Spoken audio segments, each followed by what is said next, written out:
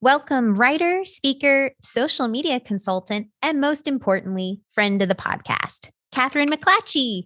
I Yay! like the friend of the podcast the best. Thank you, Sarah. That's the most important one. That is the Yeah. biggest part of the banner. Yeah, because I'm at that age. If you're not having fun doing the thing and you're not building relationships, kind of what's the point of killing yourself to do all the other things? Right. And I feel like writing is such an isolating thing in particular, especially as an author, that it's so important that we go out there and network with other authors, or at least try to make some type of author friends to help you Yeah. kind of, push you along. And I call them your cheerleaders, right? To kind of help push you, encourage you along with your writing, with your business, with every aspect of being an author. Basically. Well, it's nice to have somebody who understands about the voices in your head and doesn't, think that you need medication.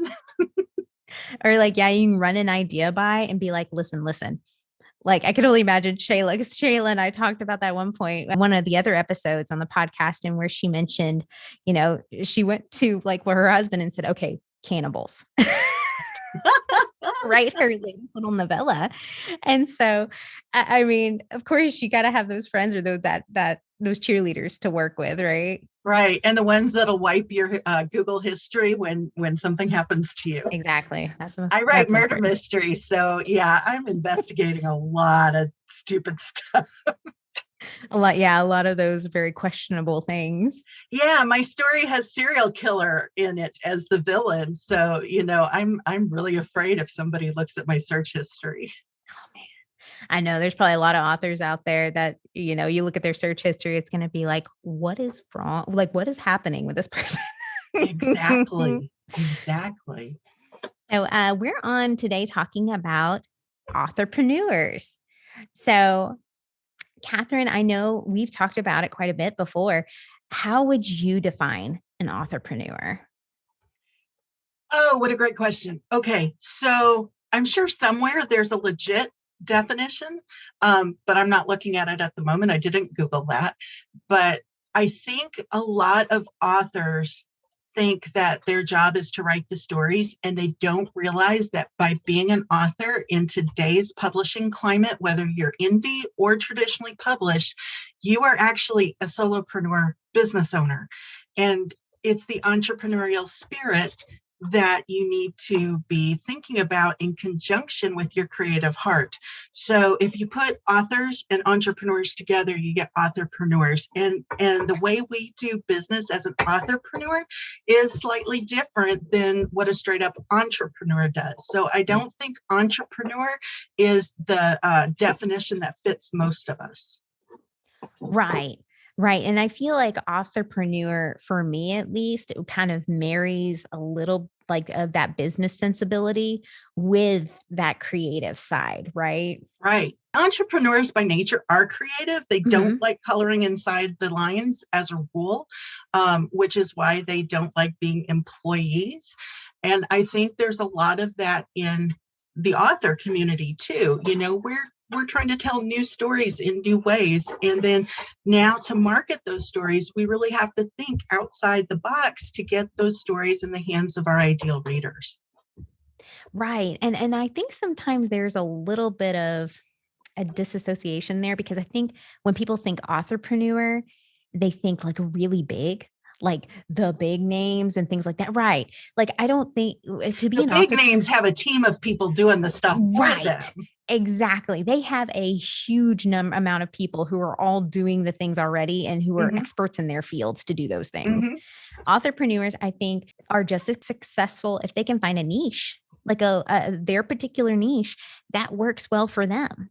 A lot of authors maybe miss that mark because they get a little intimidated by the word authorpreneur, and also because they think it's like feast or famine, right? It's either you're a really big one or you're kind of not at all.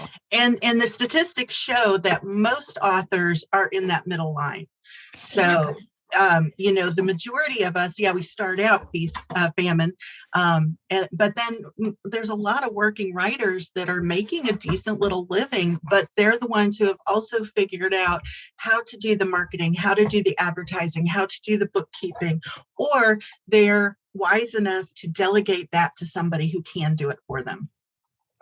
And that kind of leads into kind of another point. So, like, why is it important to kind of be an authorpreneur, right?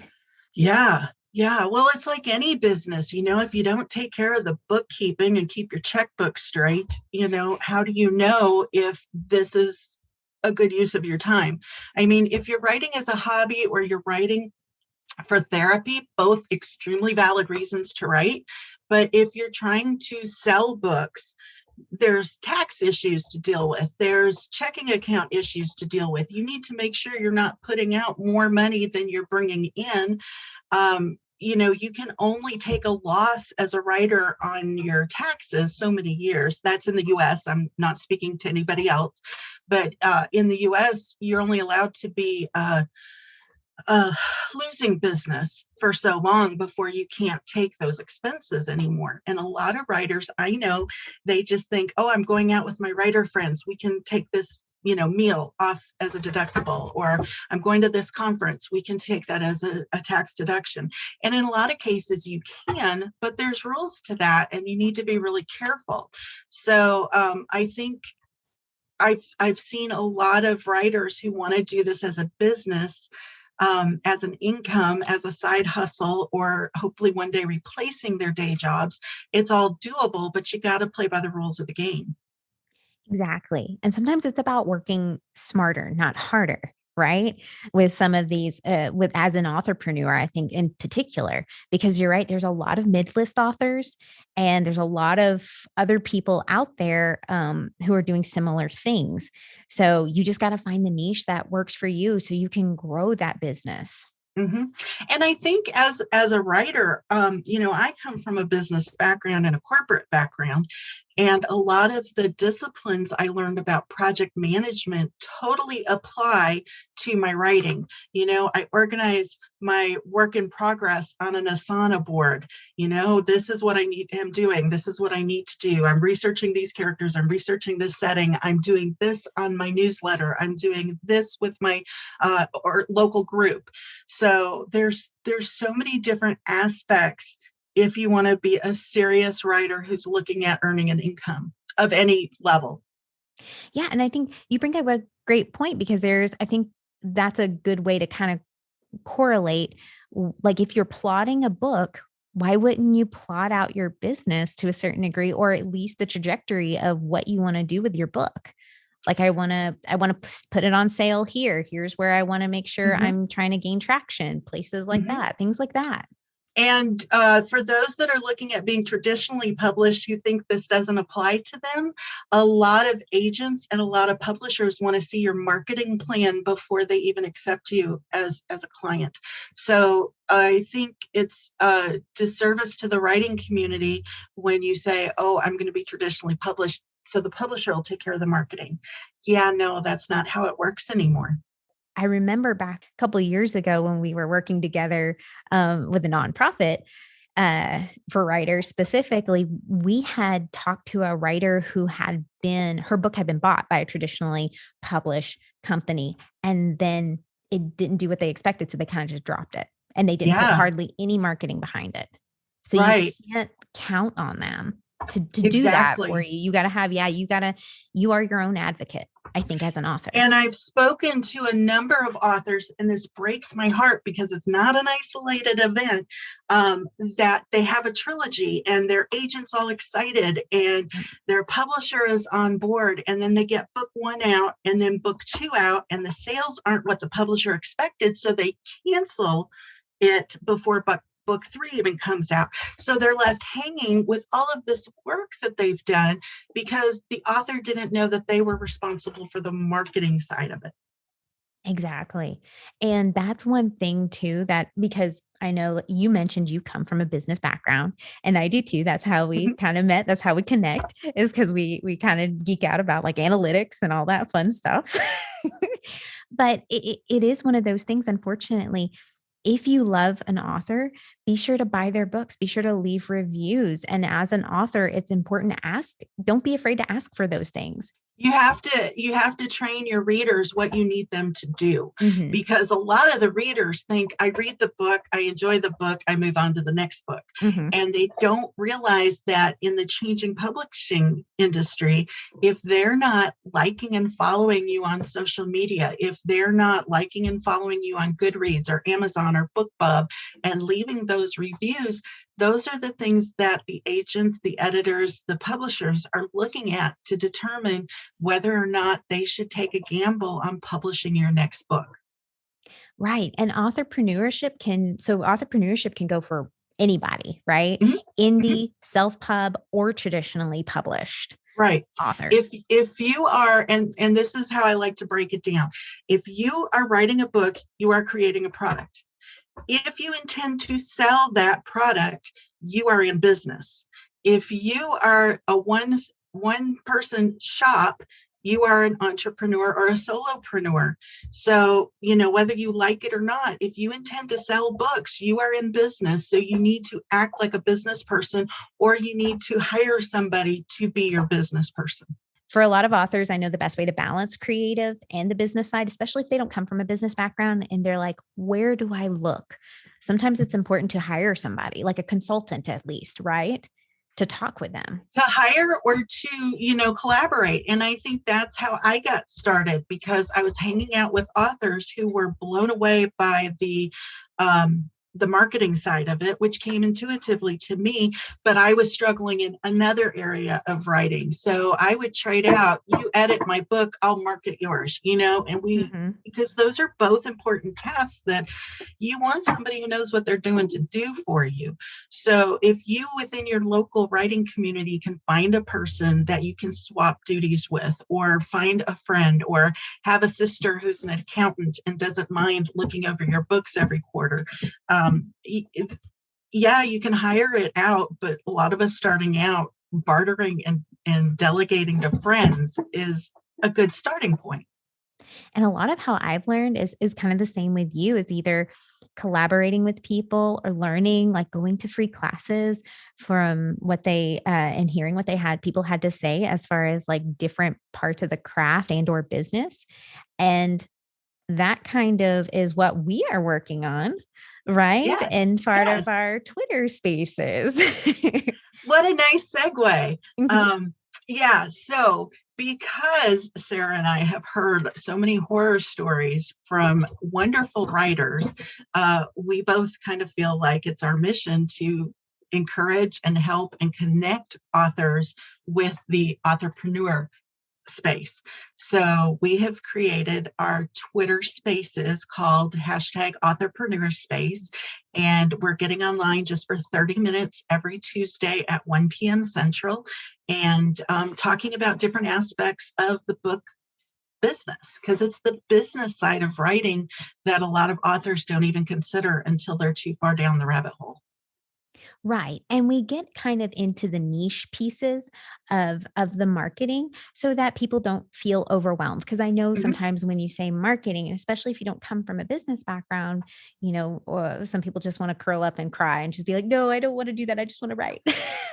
Yeah, but marketing starts with your newsletter, starts with a blog, starts with a podcast or a YouTube, or there's little things that you can do and get comfortable with them before you look at the big, oh my God, I have to market this. Exactly. So that's one of my passions, is breaking it down and making it accessible, and also helping authors know what to do at what stage of the writing process. Because if you wait until the book launches, it's too late to come up with a marketing plan. Right. And that's kind of what we talk in detail on the Twitter spaces, is more demystifying, right? That whole process and kind of prepping you for when you do want to launch that book, and maybe even what to do with your backlist if you haven't before.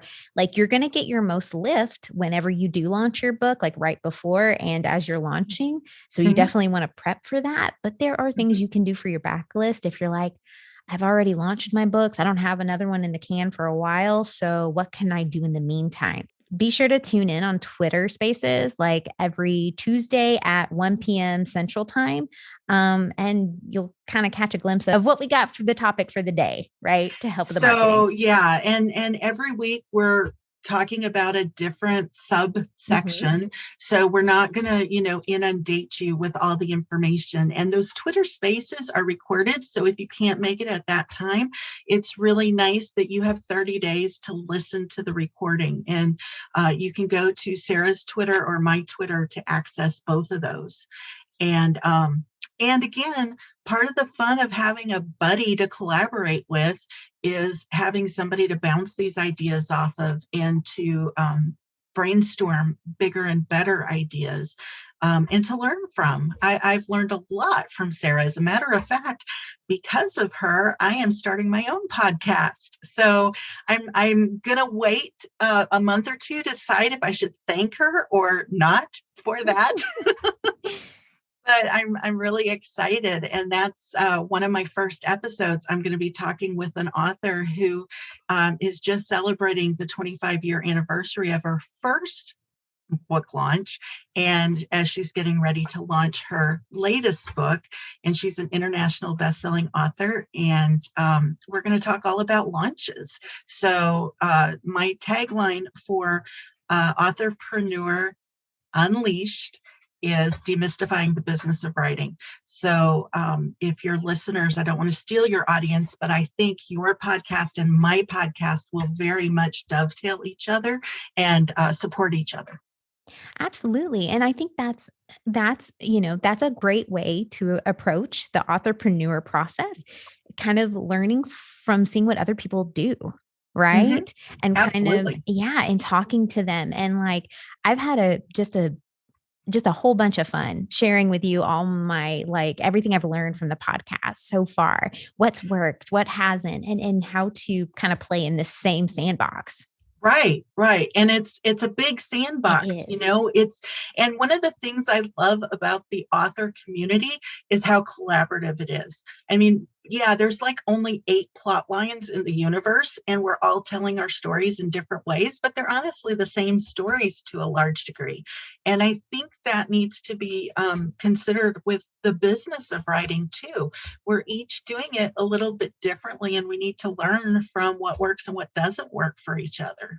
And right. And our audiences, I think, are very complimentary, that they would, either love to listen to both, or like maybe listen to certain ones with like your podcast, maybe certain ones with mine, because they might take away something different. Right.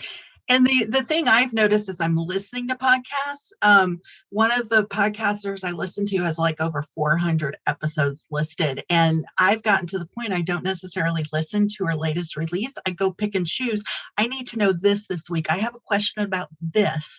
Let's scroll down and see, when did she talk about that and what can I learn? So I'm hoping that, if an author is trying to figure out how to start a newsletter or a podcast or whatever, they'll listen to both of us on the topics. And that's a great point too, especially if you're an authorpreneur, because I know a lot of times a lot of authorpreneurs are very thirsty for knowledge, right? And they're like, okay, so how do I get this off the ground? I've been learning to curate kind of what I listen to, what I'm reading, and kind of all putting them all in the same, kind of dumping them in the same folder. Okay. Yeah. I want to learn about this for newsletters. I want to learn about this for social media. I want to learn for this for the podcast. So I think that's a really great way to help learn more about becoming an authorpreneur and kind of finding what works for you. Well, I think both the authorpreneur side, but also the craft side. I mean, there's just so much information out there, and you need to figure out, number one, what exactly you need to learn at this season of your career, and then figure out who you learn best from, because you and I can talk to the same people, and one of us it's going to click with and the other is going to be scratching their head, just because we explain things maybe a little bit differently or use different analogies in the explanation. Exactly. And maybe, right now I don't need to know about like newsletters, but like maybe I want to learn more about audio recording for the podcast to make the sound better or something like that, and sometimes the things that are being put out, we don't have to read all of them or do all of them right now. Right. But it's important to kind of go through and find the ones that work for you, that you're like, okay, right now, here's what I need to know as far as like my marketing plan, right? I need to learn this 3 months ahead of time since I know I'm 3 months out, or I'm going to do a big Christmas launch. Oh, yeah. Yeah. And it goes the same way with reading. There was a conversation on Twitter this morning asking, when do you give up on a book? How far do you read before you say this isn't for me? And I have a 10% rule. And when I was teaching, I told my students, if you read 10% of the assigned book and you're still not into it or not gelling with it, explain to me why, and then I'll give you an alternate assignment. Because there's so much great literature out there. You don't want to spend time reading something that you're not loving. And you know what? I saw the same thing. Not this morning. Well, not this morning, but it's very similar thing. Like several months ago, where someone said the best thing I've done for self-care has given myself permission to not finish a book if I am not into it. And they actually give themselves a little bit more leeway. I think they give themselves 30%. Okay. And I'm kind of with you. I'm like at the 10% mark. If I'm not really feeling it, or there's just something that just it's not hitting right, then I'll just kind of give up. And I'm like, oh, okay, it's just not the book for me. There you go. Hi, Butler. Oh, is he in? I just saw him just peek his little head up right as you came back on. I saw him under my desk and I was afraid he was chewing a cord, and he wasn't, but he was a little too close to it. So I needed to move him. By the way, Kathryn has a service dog named Butler. He's adorable. He is adorable. And y'all, he failed out of service dog school. So he will not be staying with me permanently. But I was so excited to have a service dog named Butler because, Victorian literature is my thing, and I write mystery, and I've been wanting to say the Butler did it since I was a kid. Oh, man. And that's such a great name in order to say the Butler did it. Butler, I need you to go get this. Butler, right? go find my phone. Let me go get my butler for that. I love that. That's a great name. So now I got to decide, can I use that name again with the next service dog? I don't know. So we were talking about stopping reading at the 10% point, but I think that plays in with, whatever you're listening to on podcasts or whatever teachers you're following. If they are no longer helping you get to your next goal, there's others out there. Please don't feel like you have to stay on somebody's newsletter or you have to keep listening to somebody's podcast. It's just like, I hope that the whole world's going to read my book, but we know the fact is we're writing for a very specific audience, and the audience can change. And I don't think any of us should have our feelings hurt if what the next thing we produce isn't for everybody. Right. And that is a great thing to kind of keep in mind as authors, because I think sometimes some people might lose sight of that, right? Like we have a niche, we have a genre, and there are certain expectations in that genre. Well, sometimes those things hit, sometimes they don't, and that's okay. But then we just kind of keep, make sure you're giving yourself enough leeway to kind of promo those things, and you're still hitting the mark, because sometimes it can take years to hit with those books, because sometimes it's just right product, right book, wrong time. So many of the classic literature books that we've studied in school, the authors died penniless and didn't get famous until after their life was over. Sometimes you're just ahead of the curve, or sometimes there's, the circumstance of our daily lives doesn't mesh with what you're writing, but that doesn't mean you're necessarily a bad writer. I also think we got to be careful to actually set goals, both with our writing and our business side, because if you don't know where you're going, it's really hard to get there. And if you don't know your definition of success, how do you know when you've arrived? And everybody has a different definition of success. I no longer have the intention of writing the great American novel and being a best-selling author. I get way more joy out of helping other authors get to that goal. So I think we just, as far as setting those goals and saying, at 10%, this goal no longer works for me. There's no shame in changing the goal and changing your definition of success. That is a great point, because I always thought to myself, I never really thought I would be doing the podcast as long as I have, to be honest. Oh, really? I didn't. And you're such a natural at it. I know. And a lot of people say like, I have a good voice for it. So I'm like, okay, that works. But I thought it would be more like stage acting. Like that's what I tried to do for a long time. And being a young adult writer is actually what my first genre was that I really was trying to make a name in. But then I ended up, like you said, things weren't quite hitting right and it didn't feel right. So I ended up pivoting and my goals changed. My goals have changed. And now I do keep a small set of like monthly goals, but they're pretty achievable.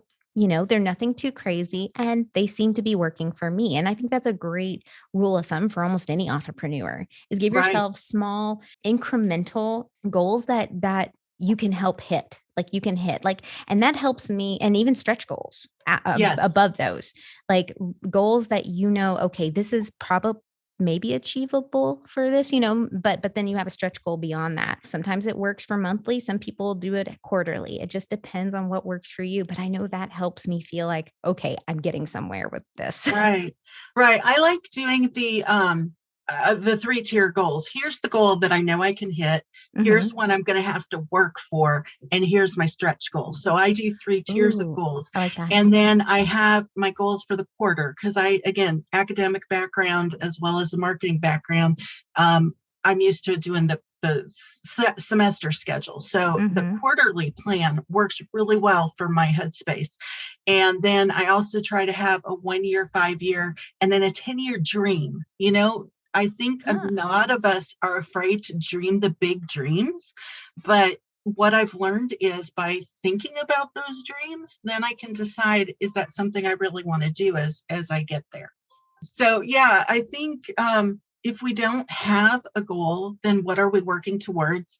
But then again, I know there's a lot of pantsers out there who's hearing that and going, oh, that's just not me. Well, think about maybe you have to pants a little bit in your writing and plan a little bit in your business or vice versa. But at least be aware of the options to where you can figure out what works for you. And sometimes it isn't necessarily like you don't have to have like this huge, big marketing plan where you're hitting like every single day, like a marketing beat. That's what we would call them in marketing. Yeah. But sometimes it's preloading, right? Preloading tweets or Instagram posts and saying, okay, I'm going to post one out for one day every week for the next 3 or 4 weeks. And that's talking about me or talking about my book or talking about something I am an expert at or I really enjoy in order to kind of inform my audience or to help boost myself, right? To help get myself into the algorithm. Sometimes it's something as small as that in order to help get you started. I know, and because I know a lot of people too are on crunch time. We're just busier than ever, right? Doing all kinds of things. And that's another thing, if you don't have the options of what you should be doing or what you want to be doing, then it's much easier to fritter away that time and not get anything accomplished. Exactly. And that applies both to your writing as an author, as well as to the business side. If I front load all of my content for the month, I have a content calendar. I look at the dates. I'm going to launch this. I've been doing this in my group. I'm doing this on Twitter Spaces, whatever. And then I can work the content that I'm putting out on social media accordingly. So it all looks like there's a plan and it's cohesive. And it takes less time. If I spend 2-3 hours one day a month rather than, 30 minutes every day, not only does it look cohesive, but it's a time saver. Well, and that too, and you have some leeway to like for contingencies, right? Like a great example would be like the podcast. I originally had another guest booked, but I had planned for that, but because circumstances happened, you were kind of on board with helping me, and now I'm going to have a contingency plan. Yes. Yes. For going into the next round of podcasts. If anything ever happens, you can jump on it, right? Basically, like something starts trending and you're like, oh, I have a book for that. Right. So right. but I have you're a connection who can speak about this. Exactly. But here's the other thing for those just starting out. You don't know what you don't know until you get out there and start doing it, So don't wait until your plan is perfect and you have all the pieces of the puzzle figured out, because you learn so much when you see what works and what doesn't work. And what works for me may not work for you. So it's nice to see, okay, these are options. These are tools I can put in my toolbox. And when you're in the middle of stuff, then you go, oh, she spoke on that last month. Let me go back and listen again. So a lot of times we don't know what we need until we're in that moment and need a contingency. Exactly. And don't get discouraged, even if you have like things that happen that interrupt, right? That kind of interrupt that plan, or something may not be working like you had imagined. That's okay. Sometimes it's about having that plan in place and finding what works for you, because maybe you pivot your energy somewhere else, or maybe you keep going and maybe eventually it does hit, it gains a little traction. The podcast took a while to get off the ground, but now that it has, it's really done pretty well. Yeah. Overall. Yeah. It's really exciting to see. And had you not, dipped your toe in that pond, how would you have known? Right. So it's worth trying. And a lot of times, our best made plans just don't work. I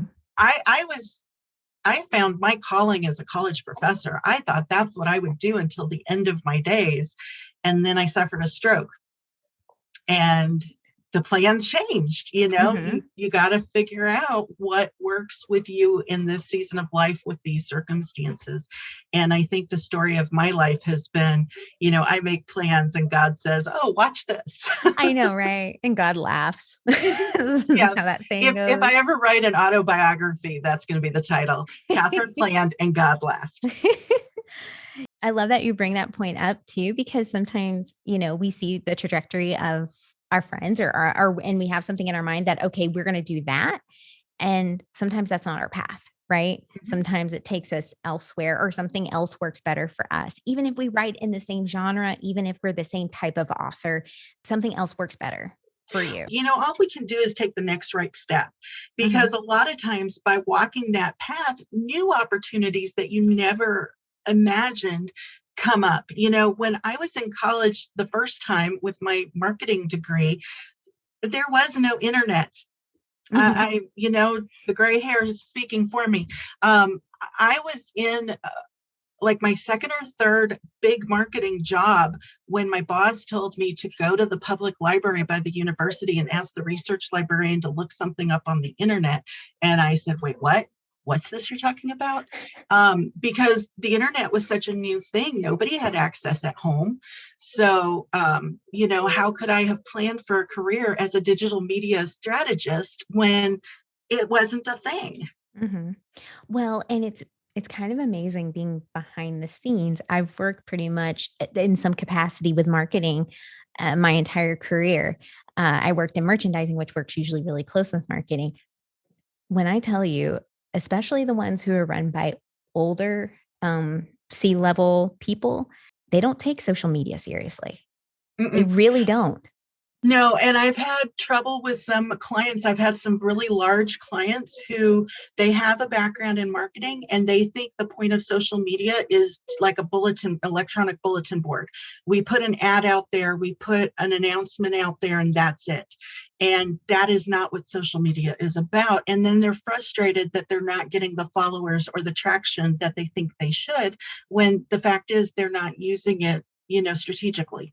And the same thing sometimes with email newsletters, as far as like the big box companies, because sometimes they'll give you things sometimes based on your algorithm, but for the most part, they don't take it very seriously, because in Right. their eyes, that's not where they necessarily want to put their advertising dollars.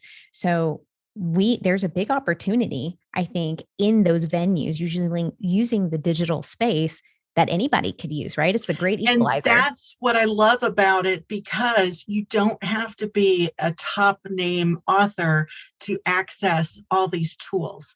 Mm-hmm. And I am very frugal. I like doing, what's strategic, what works, and what has the least amount of spend. And it's really important that we are maneuverable enough to pivot with these different technologies. Like, who planned for TikTok to take over the world? Now you have all these other platforms that are pivoting, trying to keep up, because they lost ground while TikTok was growing. Instagram had dropped their, you could at one point do IGTV for like 10 minutes to an hour, and they dropped that. Well, TikTok is now putting out 10-minute videos, and suddenly Instagram's like, wait, we used to do that. Let's get it back, Right. So because we're individually working and we're able to pivot, I think we're much more flexible than some of those big corporations or big authors. And you bring up a great point. It's never been a better or easier time to be an authorpreneur than right now, because there is so much ground out here in the digital space. Mm-hmm. And we have all these tools at our disposal that we can use, a lot of them for free on the internet. Yes.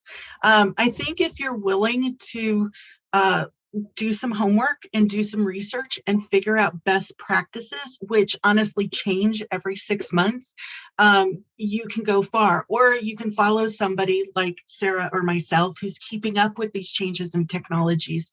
And we're happy to coach and take the team along. So I love teaching. I really, that is my number one calling, even more than writing, even more than marketing. I love teaching. So if I can teach writers about marketing, that's a trifecta for me. That's just my happy place. Yeah. And I love kind of, bouncing ideas for marketing off of, because it can be very creative in its own right. I love like talking about, okay, what might work for you, especially for your type of book or your type of genre that you want to work with. And that's really important too. Don't forget to maybe follow the leaders of your genre to kind of see what they're doing, because a lot of times you can get great ideas from them as well. Not only following the leaders of your genre, but also being careful who you are following. It breaks my heart when I see authors who are following these influencers with millions of people, and they don't understand that being an influencer is not the same as converting to book sales. So if you're doing what an influencer is doing and not selling books, there's a reason, because that's not the job of an influencer. You need to be looking at how to market your books, and you only need a small following for that, not a huge following. And I think an influencer, they are selling themselves, but their sales are usually for free. I mean, well, they're selling them.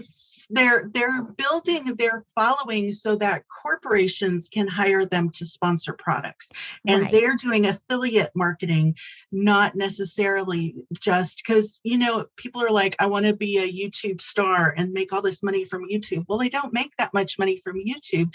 They make money from the sponsorships that they're getting because they have a large following. But if you only want to sell one product, which is your book, you don't need 100,000 subscribers. You need 100 to 1,000 that are going to be evangelists for your book and share it with the book clubs and help you market your one book. So it's just different strategy. And I think that's where a lot of authors get confused, because they don't know the difference.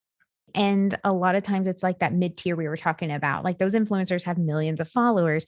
You might be starting from a smaller pool, and your readers might be a smaller selection, a smaller niche. So you definitely want to make sure you're kind of going where they go and kind of tailoring yourself to your audience. Yes and no. So the caveat to that is, if you're John Grisham, you don't have to do social media. I mean, everybody knows who you are because you're in all the airport bookstores, right? Nora Roberts doesn't have to do social media because everybody knows who she is and what she writes. So I think following the big authors in your genre is always wise, but make sure you're looking at where they are and how it's different from where you are, and how long it took them to get to that point. So maybe too, it's a good idea to follow authors you enjoy that are really doing a great job at, like, they've kind of carved out their niche. There are several authors that I'm just like, I love what they've done, and they have a great following. They seem to have a really, they've made this a career, and that's what I want for myself. Yes. So that's the person I kind of want to follow. Yes. Yeah. And in every genre, you have folks that are doing really interesting and new things, and they're using their marketing to tell a story too. So they're telling the story of their author journey. They're telling a story of what inspires them to write what they're writing. They're telling a story of, this is what my writing life looks like, and my opportunities that I've gotten because I'm a writer. So I think we're uniquely set. If you're interested in doing your marketing as part of your storytelling, you need to read Donald Miller's book, Building a Story Brand by Donald Miller. Story Brand. So, talks about the changes in how we market from back when I was in school in the 80s to now. Hard sales just aren't going to sway your followers, right? They're following you because they want to hear a story. So use your marketing as part of your storytelling. And as authors, we should be rock stars at this type of marketing. And I like that we had kind of chatted about it on one of our Twitter spaces recently. Was you mentioned also the importance of continuing to promo and give longevity to your backlist. Yes. Because I think a lot of people will drop their book and they feel like, well, it didn't do like gangbusters right out the gate. So they kind of forget about it, or they let it fall to the wayside. So, and I feel like that's important because sometimes I'm discovering new authors all the time, and I want to read everything they have. As soon as I find someone I really like and I'm like, oh my gosh, I love this book, I want to go read everything they got. Right. And your backlist lives long after you stop writing. So I don't know if it's, I think there's authors who don't know that they can keep promoting their backlist, but I think there's other authors that are like, okay, I wrote the book, I revised the book, I edited the book, I promoted the book, I'm done with the book. But okay, take a breath, but come back and remember that's still viable income and passive income because you've already done the hard work. So let it keep selling. Exactly. And don't forget to, continue to introduce it to readers, because maybe they've already read the book, but then it might end up in the feed or recommended to someone else who's new to your work. It's a great rule of thumb as well. I read Things Fall Apart by Shibi. What's his first name? It's an African writer, and I read it in college, and that was 20 something years ago, and it just came back up in a conversation this morning. And I'm like, oh, I need to go read that again. And lo and behold, I learned he had written 2 other books that I didn't know about back in the day. So I'm planning on going and reading those. And again, I don't even know if the man's still alive. I mean, these books, we create these book babies and send them out into the world, and they take on lives of their own. And I think we do them a disservice if we think that they have an expiration date as soon as we start working on the next project. Be sure, if you're, creating yourself as an authorpreneur, you're starting your journey as an authorpreneur, make sure you're working not only on the books you are going to launch in the future, but also your backlist. Where can people follow you, and how can they connect?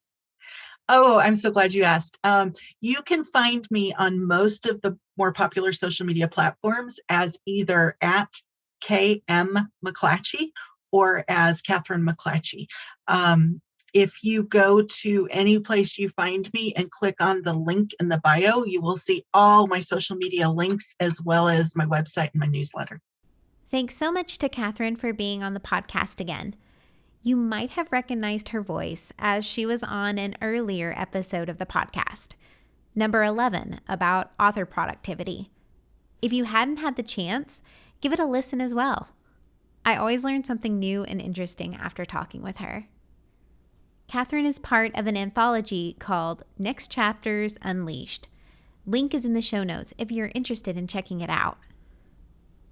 She also runs an amazing and encouraging community of authorpreneurs in Unleashing the Next Chapter on Facebook. I have linked all her socials and websites in the show notes below. As always, be safe, stay well, and keep writing. Bye!